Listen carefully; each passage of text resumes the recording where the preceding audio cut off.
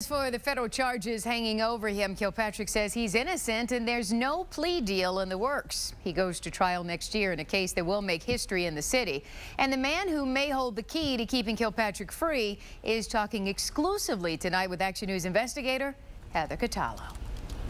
Attorney Jim Thomas has his work cut out for him. For the first time, we're getting an inside look at how Kilpatrick is going to fight these federal charges. And believe it or not, the strategy for this massive case is being put together with an iPad.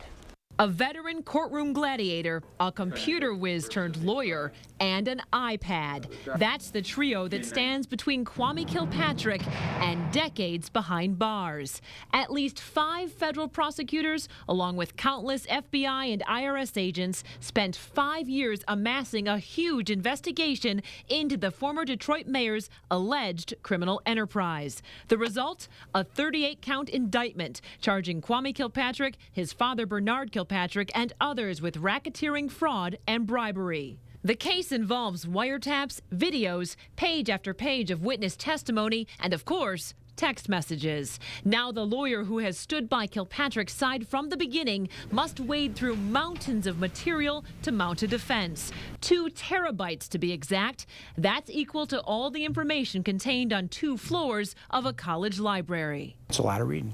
Jim Thomas has been defending high-profile clients in complicated cases for more than 30 years, but he says the Kilpatrick case will be one of the biggest and most demanding of his career. It is probably the most interesting case that I've had in all my years. The Kilpatrick case marks a first for this seasoned lawyer. Hundreds of thousands of pages of discovery materials are all in the cloud, which means multiple secure computer servers hold all the information on the web.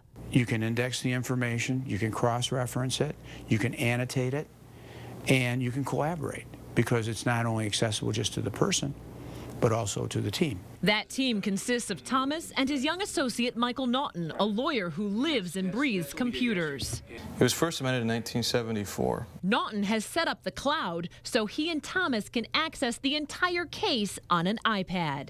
Everything's instant. It's searchable. It's all right there. You can, get it anywhere. Since Naughton and Thomas are court appointed to defend Kilpatrick, they say that efficiency ultimately saves the taxpayers money. It has saved us literally, I think, thousands of hours. A protective order prevents Thomas from talking in detail about the case, but he says he has been in close communication with the feds for years. We knew that there was a federal investigation pending. There was a hope that we would be able to keep the case from being charged by interaction with the assistant U.S. attorneys in the case and monitoring what was going on. But the charges that so many expected finally rained down on Kilpatrick last year. Does it bother you that a lot of people presume he's guilty?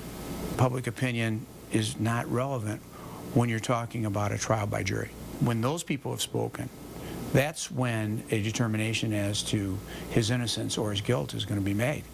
I asked Jim Thomas if Kwame Kilpatrick would accept a plea deal. He says his client has maintained his innocence from the start, so they are not considering a guilty plea. And so far, Kilpatrick has not been offered a deal. As of right now, they're going to trial in September of 2012. I'm Heather Catallo, Channel 7 Action News.